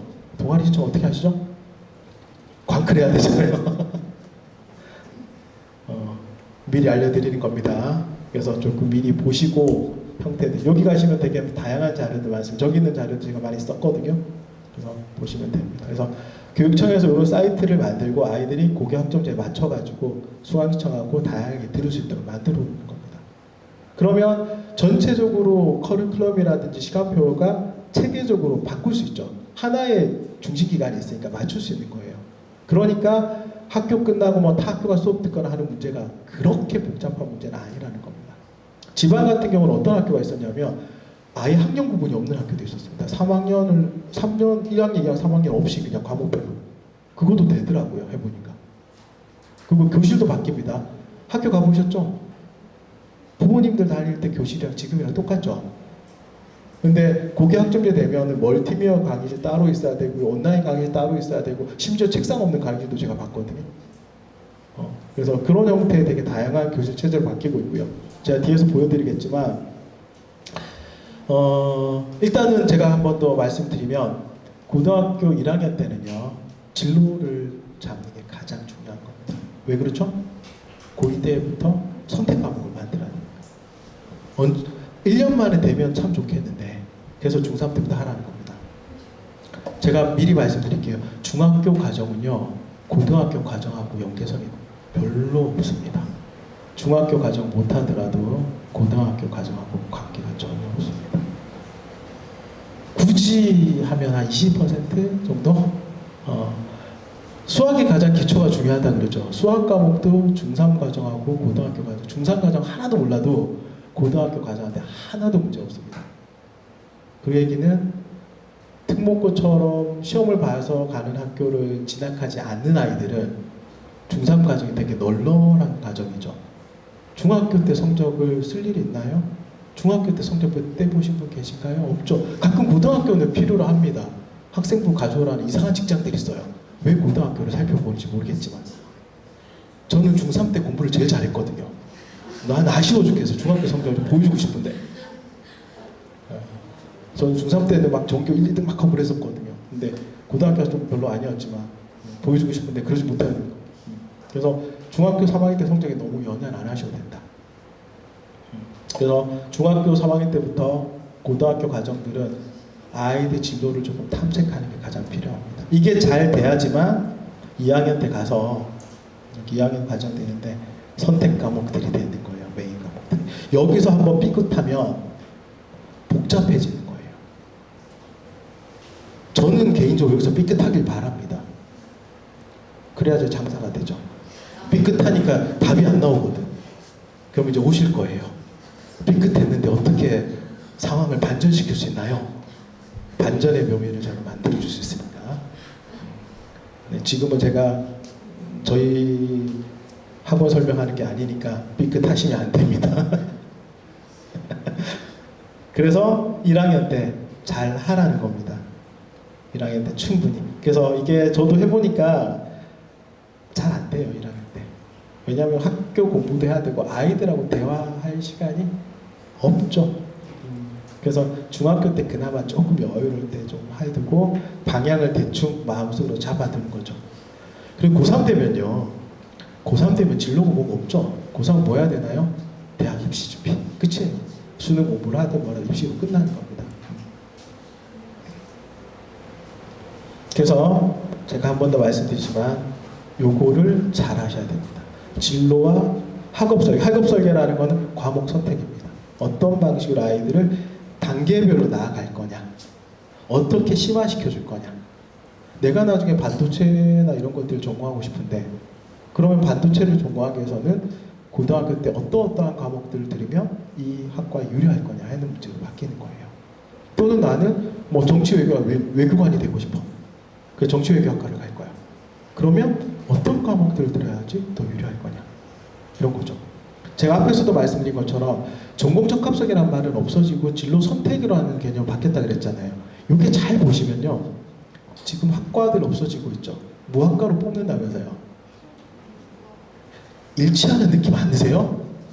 그죠? 누군가는 되게 똑똑한 아이가 있어요, 위에. 다 보고 있는 거죠. 체제 바꾸고, 학생부 종합전형 만들고, 그 다음에 진로 중심으로 바꾸면서 학과는 학과별로 뽑지 않고 계열별로 툭 뽑겠다. 그죠? 딱 맞아 떨어지네요. 그래서 아이가 어떤 방향의 진로들을 선택해서 어떻게 가는지가 훨씬 더 중요한 겁니다. 학과를 선택하는 것보다. 그래서 어느 정도만 하면 되냐면 1학년 때는 문과인지 이과인지만 나누셔도 돼요. 2학년 정도 되면 자연계도 분야가 좀 나뉘죠. 의학학 계열이 있고 물리를 주로 쓰는 데가 있고 화학을 쓰는 데 있고 생물을 쓰는 그 정도만 나누셔도 돼요. 문과도 똑같습니다. 문과는 더 쉽죠. 어문 계열, 사회과학 계열, 경제 경영을 빼는 데도 있고 넣어도 돼요. 경제 경영 빼도 되고 넣어도 되고. 그 정도만 나뉘는 거예요. 그 정도만 나누더라도 대학 가는데 전혀 지장 없다. 왜? 옛날에 학부제 때 대학 가신 분들이 좀 계시죠. 제 다음 세대가 학부제 세대인데 저희 때는 학과로 뽑다가 학부제로 바뀌는 세대인데 제가 대학 다니는 동안 저는 학과로 들어왔는데 그 다음 세대들은 공학 1반, 공학 2반, 공학 3반 돼 있더라고요. 그래서 고대 같은 경우 공학 12반, 공학 15반, 공학 6반 들어가면 다 이씨입니다. 다행히 고대는 학번 줄 때 어떻게 주냐면 그 나이 순으로 줘요. 그 생년월일 순으로 주거든요. 그래서 저는 12월생이거든요. 제가 학번이 되게 딥니다. 제 다음부터는 빠른이에요. 근데 대부분의 학교들은 보통 가나다 순으로 주죠. 그래서 어떤 반들은 제가 옛날에 강의할 때는 어떤 반은 다 이씨예요. 이름 같은 아이가 4명, 5명입니다. 그래서 제가 번호 매겨주죠. 1번, 2번. 그래서 어쨌든 이런 부분들이 아주 중요한 부분들이고요. 그리고 요게 이제 학교에서, 이건 학교에 대한 요구사항이거든요. 이거는 뭐 잘 될지 어떨지 잘 모르겠지만 그 교육청에서는 이런 작업도 합니다. 만약에 교사 자격이 없는 사람들이, 만약 국어 같으면 우리 학교는 과학이 부족합니다. 그러면 비슷한 자격의 선생님들이 부족하게 해주겠다는 거거든요. 지금 활성화하고 있어요. 그래서 이런 부분들도 있고요. 그 다음 여기 실제로 투자 많이 합니다. 아까도 말씀드린 교실 다 바뀌어준 거죠. 이거 예산 많이 내려옵니다. 그래서 우리 아이가 다니는 학교는 봤는데 이 예산 받아서 화장실 바꾸셨더라고요. 화장실 중요하죠. 화장실 중요합니다. 네. 이게 실제로 이런 거 계획하고 아예 새로 지은 학교들이 있습니다. 되게 특이하죠. 우리가 알고 있는 학교 제가 한번 봤는데 완성된 건 아니고 설계한 걸 한번 봤거든요. 가면 이렇게 돼 있어요. 다용도 막 집보다 더 좋습니다. 그리고 막 아이들 토론할 수 있는 공간도 있고요. 막 책만 있는 공간도 있고 멀티비디오 강의도 이런 구조로 바꾸겠다는 겁니다. 전체적으로. 네. 근데 뭐 책버스만큼 크진 않지만 한 건물에 있지만 건물 층마다 반별로 나뉘는 게 아닌 거예요. 반별 구조가 있고요. 저희도 저희 학교 가보니까 옛날 학교이긴 하지만 반이 있고요. 1층을 싹 비우셨어요. 교장 선생님이. 1층에 뭐가 있냐면 이런 식으로 만들어 놓으셨더라고요. 저희 아이 학교 다니는 학교가 그 시범학교였거든요. 그러니까 이걸 해본 거예요. 그러니까 1층을 통째로 비워서 이런 특성화 교육들을 할 수 있도록 바꾸는 거예요. 이제 그런 작업들을 해야 되는 겁니다. 예산도 나오기 때문에. 그쵸? 보시죠. 좋죠? 학교 같은 느낌 안 드시죠? 그죠? 그래서 이런 형태로 바뀌어가니까 좋은 겁니다. 혼란스러운 게 아니라 좋은 겁니다. 여기도 제가 지방 요거는 제가 가져오면 안 되는 자료인데 그냥 드릴게요. 제가 평가 가서 사진 찍어 온 거거든요. 원래 평가 있는 거 외부로 가져오면 안 되는데 지방 가면 이렇게 합니다. 학교 간 공통 운영 과정. 학교에 모여가지고 같이 하면 아예 책상도 없죠. 그죠? 이렇게 수업하는 데도 있고요. 그리고 요게 되게 재밌는 건데 지역별로 이제 협의체를 구성하려고 할 겁니다. 이건 뭐 하는 거냐면 아이들이 어떤 과목을 추가적으로 더 들을 수 있는지를 협의해서 만드는 가버넌스를 만드는 거거든요. 그래서 여기서 결정되면 학교에서 추가적인 수업이나 과목들을 개설할 수 있게 됩니다. 그래서 부모님들이 되게 적극적으로 저처럼 적극적으로 참여하시는 게 좋고요. 그리고 여기 보시면은 지역사회하고 연결되게 타 지역구에 가서 수업 들으시고 여기 멀티미디어 있죠. 이를 실제 이렇게 합니다. 제가 한번 강의실 갔더니 양쪽에 다 모니터입니다. 확인할 수 있고요. 그다음 실시간으로 아이들을 평가하고 아이들 노트하는 게 보입니다. 그런 체제들이 돼 있기 때문에 앞에서 제가 말씀드렸던 그런 약간은 이게 시행이 제대로 될까 하는 부분에 있어서 생각보다 너무 걱정 안 하셔도 됩니다. 그리고 아까 제가 말씀드렸던 완전 학년 없이 운영하는 학교도 있었습니다. 그래서 알아서 수업 듣는 거죠. 그래서 조금 수학 어려운 애들은 수학 내년에 듣고 1학년 때 놀고 싶어 예체능 과목 잔뜩 듣고 그런 거죠. 고3 돼서 몰아서 하면 되지. 그럴 수도 있는 거죠. 아니면 들었더니 어려워. 그럼 난 좀 수준 낮춰서 듣고 이런 것도 가능하다는 거예요. 좀 독특한 학교이나 여기는 인원수가 많지 않은 학교거든요. 지방 학교라서 전교생이 서울 지역 같으면 한 학년 정도 되는 그러니까 가능한 겁니다. 학교는 효율적으로 바뀌었죠. 전교생이 한 학년밖에 없으면 예전처럼 1, 2, 3학년 나누면 어떻게 됩니까? 선생님들 다 배치해야 되잖아요. 근데 이렇게 만들어 놓으면 효율적이죠. 그런 이유도 있는 겁니다. 그렇죠. 학교 사정에 따라서 되게 다양하게 만들어주죠. 서울 지역 같은 경우는 그렇지 않겠지만 이 다 예시입니다. 이거 지방 같은 경우에는 실제로 이런 것들을 고등학교에서는 만들 수 없거든요. 그렇죠. 저런 거 고등학교에서는 쓸 수 없는 장비들을 아이들이 대학이랑 연계하게 되면 대학은 그래도 좀 장비들이 괜찮잖아요. 특히 이과 아이들 같은 경우에는 이런 것들을 실제 고등학교 나중에 쓸 수 있는. 그러니까 어떻게 보면 일반고를 가가지고 마치 과고나 영재고를 간 것처럼 살짝 흉내도 낼 수 있는 거예요. 그렇게 해서 가능하죠, 그죠? 그리고 아까 제가 말씀드렸던 진로 선택 과목에 대한 얘기를 마무리하고 말씀드릴게요. 자, 요거는 여기 보시면은 경희대, 건대 뭐 이런 분들인데 그 보통 이런 그 입시 관련 연구들이 좀 잘하는 학교들, 잘하는 학교라고 좀 그렇고 많이 하는 학교 중에 하나가 경희대, 건대 분들이에요. 의외로 상위권 대학 없죠. 연대는 그냥 꼽사리를 낀 거고요. 왜냐하면 연대 교수들이 그 설문조사를 했기 때문에 실제 연구는 안 하고 나머지 이런 학교들이 있습니다. 그래서 학생부 종합전형 같은 경우도 생각보다 상위권 대학들보다 중위권 대학도 훨씬 더 잘하는 학교들이 많아요. 제가 봐도. 그래서 얘네들이 어떤 연구를 했냐면 다 대상으로 해서 조사를 한 거예요. 지금 현행 체제에서요. 교과목 선택에 따라서 어떻게 나누는 게 좀 적당하냐 봤더니 이 정도인 거예요. 좀. 그러니까 우리가 학과를 구분하고 진로라고 선택하는 게 되게 자세하게 학과별로 원하는 거는 생각보다 그렇게 많지 않다는 거예요. 이 정도 계열 정도로 파악하는 게 적당하다. 그런 얘기고. 그 다음에 이거는 실제로 지금 평가 이렇게 하고 있는 겁니다. 가끔 이게 학원 가면은 선택 과목 뭘 하냐에 따라 대학 때 되게 심각하게 생각한다는데 그 심각한 정도가 이 정도예요. 인문계 학생인데 사탐을 하나도 안 들었어요. 이상한 아이죠. 이상한 아이 맞죠? 그런 아이는 감점합니다. 그 외에는요 생각보다 간점 안 합니다. 제가 경제학 예를 들게요.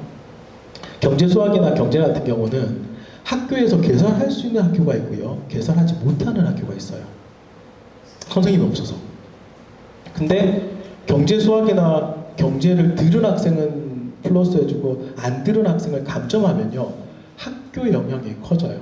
사정관들도 알고 있어. 어떤 학교 가면 그 과목이 없다라는 거를.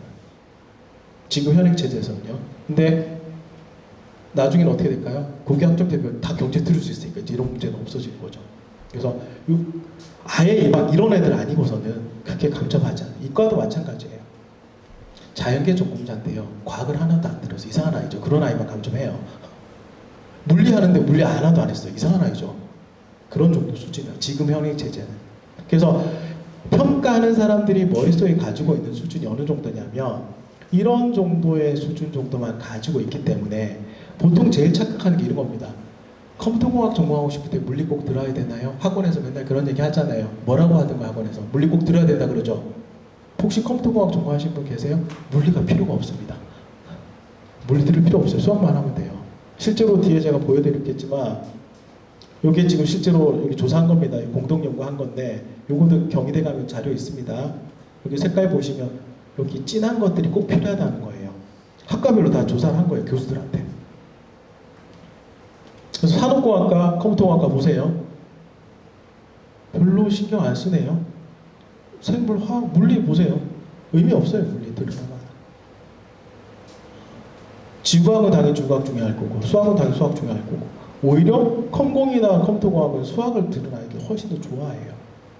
근데 컴퓨터공학이나 이런 하는 아이들이 물리를 들어야 된다 하는 이유는 물리를 들으러 학원을 오란 얘기죠. 컴퓨터 좋아하는 애들 요즘 많습니다. 인기 많잖아요 요즘. 그죠? 그런 이유예요.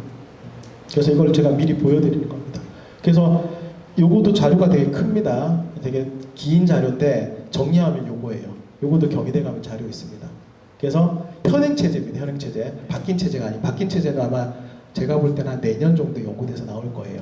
근데 이 체제가 크게 바뀌지 않으니까. 왜냐하면 기존에 있던 체제에서 쪼개져서 나오는 거기 때문에 여기서 쪼개져서 나오기 때문에 크게 보시면 되죠. 그래서 요거는 두 가지 보셔야 됩니다. 대학에서 계열을 어떻게 나누는지 보셔야 됩니다. 그러니까 수학 계열, 컴퓨터 계열 이렇게 나누는 거죠. 크게. 재밌어요. 건설, 건축 같이 나 화학은 따로 쪼개내네요. 재료, 화학, 고분자 같이 묶어버리죠. 대학들이 보통 이렇게 생각한다는 거예요.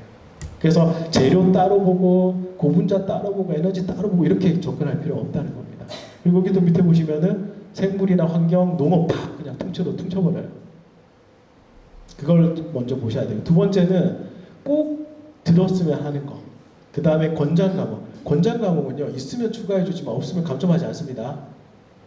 감점한다고 생각하시면 안 돼. 있으면 플러스 되는 거예요.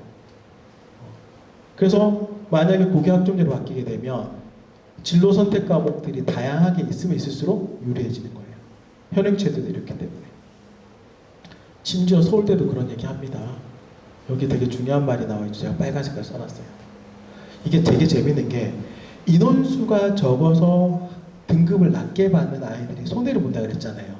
이게 상위권 대학을 가면 갈수록 손해를 안 봅니다.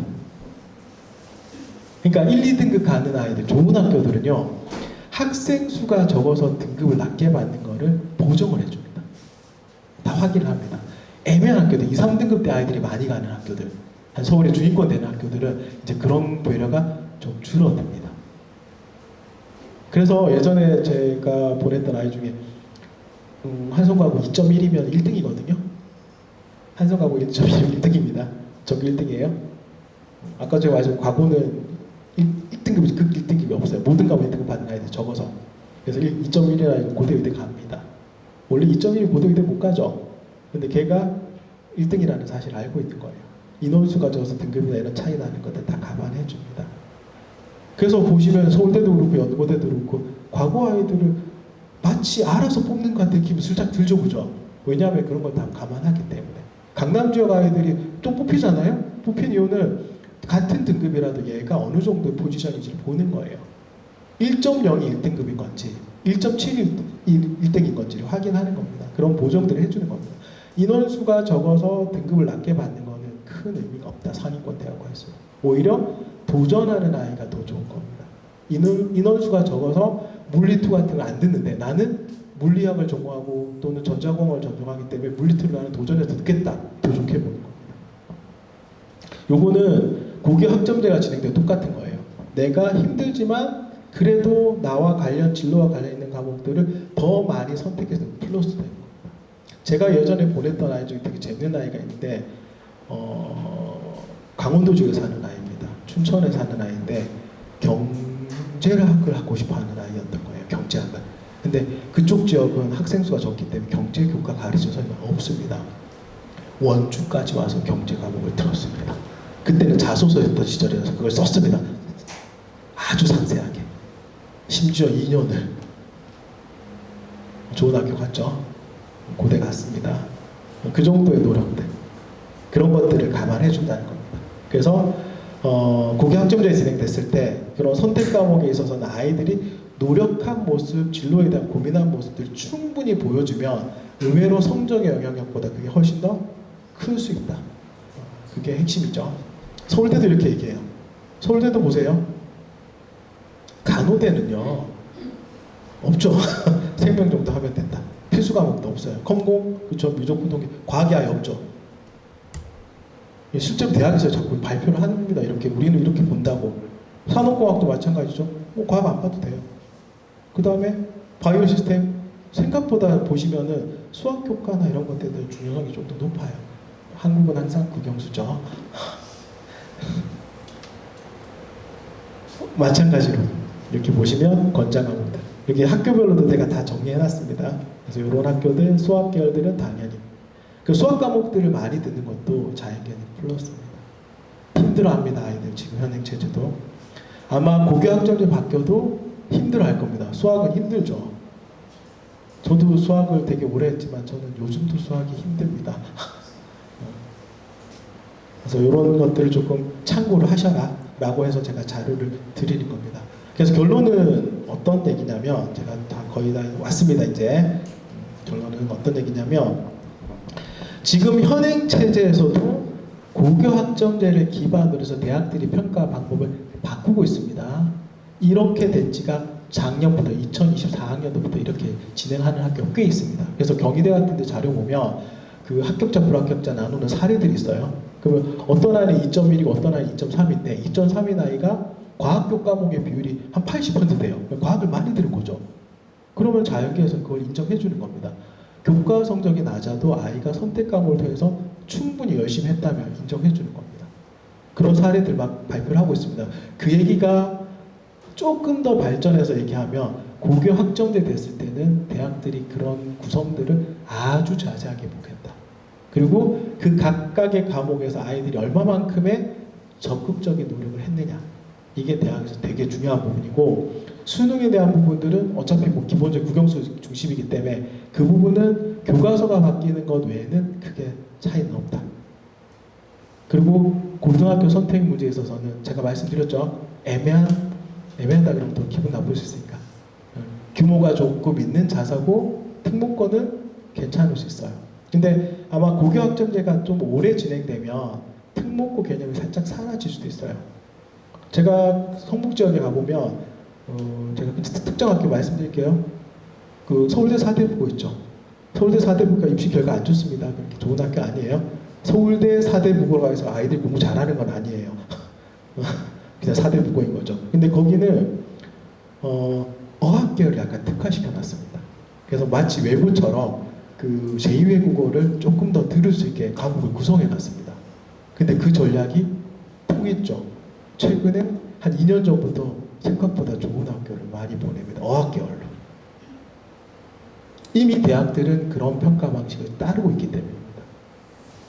그래서 제가 다시 말씀드리지만 지금 중학교 아이들은 어느 정도의 진로에 대한 것들을 좀 고민하시고, 그리고 아까 제가 보여드렸던 자료 통해 가지고 고등학교에서 어떤 과목들을 조금 미리 들을지를 선택해 두시고 아이하고 충분히 대화를 하세요.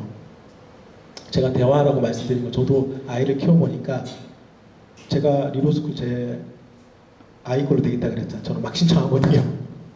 전화 와요. 9시에. 화를 내요. 왜 자기한테 의논도 없이 신청을 했냐고.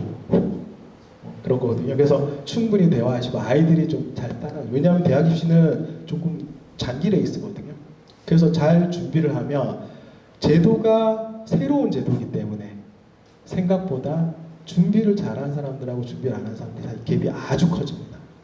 그래서 잘못된 선택을 하지 말라고 말씀드리는 겁니다. 그래서 오늘 자료를 조금 충분히 보시고, 그리고 제가 말씀드린 강조하는 부분들 조금 신경을 쓰셔서 아이들한테 조금 더 좋은 방향들로 하실 수 있도록 이렇게 제가 당부를 드립니다. 제가 질문 혹시 있으실 것 같아서 질문 제가 몇 개 좀 받을게요. 괜찮습니다. 네. 학원 같은 경우에 1학년 때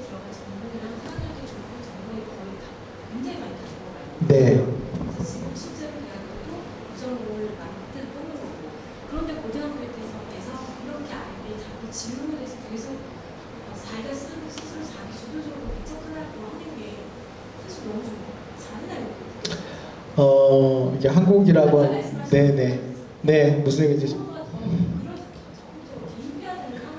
네. 네. 이거는요, 한국 사회가 가지고 있는 고질적인 질병입니다. 대학 입시라는 게 자유로우면 아마 어머니 얘기하신 것처럼 그게 되는 국가가 있고요. 우리나라나 중국이나 이런 입시 체제가 중심인 나라들은 제가 그 좋은 제도라고 말씀드렸잖아요. 그게 입시로 가게 되면 상황이 되게 많이 좀 바뀝니다. 어쩔 수 없습니다. 좋은 대학 보내고 싶으시잖아요. 근데 우리나라 대학들도 지금 준비가 안 되게 저도 대학 가서 보지만 아이들이 학력 수준이 낮아졌거든요. 낮아지면은 제 친구들이 얘기해요. 요즘 애들 공부를 못해서 못 가르치겠어. 그럼 제가 얘기해요. 그럼 교수를 그만둬. 못 가르쳐 교수 그만둬야죠. 거기 맞춰서 가르쳐야 되는 거예요. 우리나라 그렇습니다. 저도 하버드 가봤거든요. 저희 사정관 처음 할 때 갔더니 하버드는 아이를 세 종류로 뽑는데요. 공부 잘하는 아이들, 돈 많은 아이들, 이상한 아이들. 이상한 아이들은 어떤 아이들이냐면 상대적으로 조금 교육을 못 받았거나 아니면 생각이 아주 독특한 아이들. 그 하버드는 전부 다 기숙사 생활합니다. 알고 계시죠? 근데 기숙사를 할 때 되게 재밌습니다. 이 세 아이를 섞습니다. 그냥 하는 게 아니라 이유가 있더라고요. 공부 잘한 아이들은 엘리트잖아요. 나중에 가서 사회의 고위층이 될 겁니다. 이런 사람들이 이상한 아이들에 대한 이해가 없으면 제대로 된 정책을 할 수 없대요. 그래서 썩습니다. 돈 많은 아이는 하버드의 발전을 만들어주죠. 그리고 임팩트 만들어주니까 그 그룹이라는 게 또 계층이 있기 때문에. 그 다음에 이상한 아이들, 상대적으로 교육을 받기 힘들었던가 아니면 독특한 사고를 하는 아이들은 하버드를 졸업하면 엘리트가 되죠. 기회를 주는 겁니다. 교육의 기회도 주고 엘리트들이 다양한 사람들이 엮을 그런 교육을 서울대에서 한다고 어머니 괜찮으시겠어요? 우리 학교에서 꼴찌 하는 아이를 서울대에서 뽑았습니다. 어머니 소송 거실걸요? 그러니까 우리나라 사람들은 이미 좋은 얘기긴 한데 안 됩니다. 저조차도 저도 조금 좀 개방적이긴 한데 꼴찌가 서울대 간다면 조금 마음이 쓰릴 것 같아요. 이해는 하지만 서울대가 입학 소송이 매년 20건씩 걸립니다. 그렇습니다. 한 번도 서울대가 진 적은 없어요. 왜 소송 걸죠? 억울하니까. 왠지 제가보다 내가 좀 나을 것 같은데요. 그런 정도의 나라예요.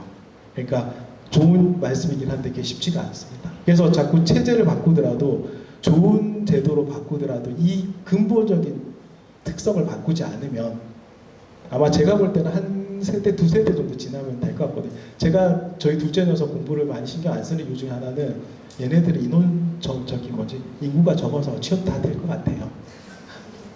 그래서 제가 강요는 안 해요. 지금 일본이 그렇거든요. 제가 최근에 일본에서 교수하는 후배가 있어서 얘기 들었는데 요즘은 일본이 대학교가 예전에 제가 대학 다니던 시절 대학교 잔디밭에 앉아서 낭만을 즐기던 시절 90년대 지금 그렇대요. 아무도 공부 안 한답니다. 왜? 취업 다 되니까. 옛날에 저희 때 그렇게 살았던 이유가 취업이 잘 되기 때문에 그랬거든요. 근데 저희가 일본보다 보통 한 10년 정도 차이 나잖아요. 그럼 지금 중고등학교 아이들은 그 상황이 올 거예요. 그래서 저는 사실 막 좋은 학교 가라 저는 그러진 않거든요. 저희 아이 같은 경우도 아까 말씀드렸죠. 미대 갔다가 의대 갈 것도 제가 보낸 게 아니고 저희 아이가 가기 싫다고 그래서 자퇴해서 보낸 거거든요. 그래서 그런 케이스이기 때문에 조금은 아마 의미가 달라지죠. 좀 세대가 지나면 어머니 얘기하신 것처럼 저는 될 거라고 봐요. 대학이 꼭 가야 되나요? 지금 부모님들은 꼭 가야 된다고 생각하시잖아요. 그러니까 그런 거예요. 부모님들 생각 자체가 대학 가는 게 손해야라는 느낌 들으셔야 돼요. 지금 미국은 대학 가는 게 손해라고 생각을 해요, 아이들이. 왜냐하면 대학교 학비가 무지하게 비싸거든요. 그래서 대학을 다니고 나면 이미 빚으로 시작하는 거예요. 그래서 내가 직업을 통해서 벌었을 때 평생 빚을 갚아야 되는 거예요. 그 대학이 필요 없는 거죠. 우리나라는 안 그죠. 부모님이 뼈가 닳도록 일을 해가지고 아이들 보내주잖아요. 저도 마찬가지고. 저는 아이 숙제까지 해주고요, 대학생을. 학점 좋아요. 저 그 나름대로 박사인데 숙제 다 해주고. 그렇습니다. 그리고 그런 체제를 바꾸려고 노력하는 거고 아마 제가 볼 때는 어머니 얘기하신 것들 좀 아마 시작을 통해서 갈 것 같아요. 미국은 저기 스탠퍼드도 대표해요. 스탠퍼드는 아예 학과가 없습니다. 학과가 없기 때문에 거기는 들어가서 본인이 듣고 싶은 수업 들으면 전교생이 컴퓨터공학으로 졸업할 수도 있어요. 이게 또 단점이 있습니다. 그러면 나머지 기타 학과 교수는 잘리는 거죠. 인기 없는 학과 교수는 잘립니다. 스탠퍼드는요, 노벨상 수상자도 자릅니다. 괜찮으시겠어요? 남편분이 교수님이신데 우리 과는 비인기 학과야 그러면은 그것도 문제가 되죠. 그러니까 근본적으로 사회 체제가 약간 다른 부분이 있습니다. 네, 그렇게 하시면 돼요. 혹시 또 다른지? 제가 대충 다 말씀 잘 드렸죠? 그리고 자료는 제가 아마 저기 어머니들 편하게 보시라고 자료 드릴 테니까 필요하신 분들은 받아서 그렇게 하시면 될 것 같습니다. 네, 고생 많으셨습니다.